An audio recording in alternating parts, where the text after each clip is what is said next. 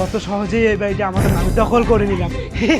দাদা এদের কি করা যায়? না রে কিচ্ছু করবো না, তবে হ্যাঁ এই বাড়িতে আমাদের দাসী হয়ে থাকবে। তাহলে তোরা এখানে কি করতেছিস? যা গিয়ে কাজ কর, বলে দিলাম কিন্তু। কাকু আমার দাদা কোথায়? এই কাকু বলবি না, মালিক বলবি। বাঁচতে যদি চাস এই বাড়িতে কাজ করে খেতে হবে, নয়তো।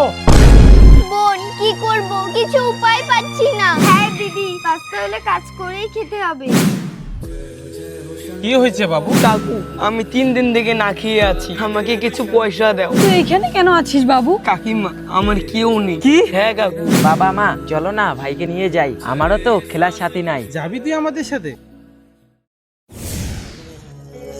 এ ভগবান, কি দুঃখ তুমি নামিয়ে দিলে, সুখ থেকে হাতে কষ্টের দিকে ঠেলিয়ে দিলে। এটা তো সবে শুরু, তোদের তিল তিল করে শেষ করে দেবো আমি। এইভাবেই কিছুদিন কেটে গেল।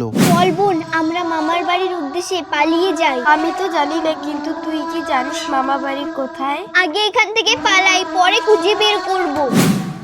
কিছুক্ষণ পর দাদা ওরা তো নেই, পালিয়ে গেছে। কি?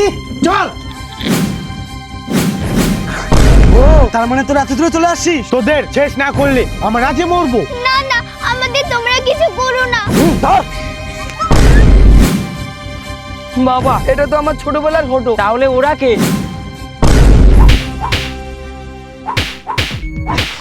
আমার ছোটবেলার ফটো তোমরা কোথায় পেলে? এটা তো আমার হারিয়ে যাওয়া দাদার ফটো। তাহলে কি তোরাই আমার হারিয়ে যাওয়া বোন? দাদা তো, কিন্তু এটা কে? এখন ওই মানুষটাই আমাদের সবকিছু। দাদা, বাবা মাকে হারিয়ে ফেলেছি। ঠিক আছে তোরা চুপ করে থাক, তোদের শত্রুর বদলা আমি নিব।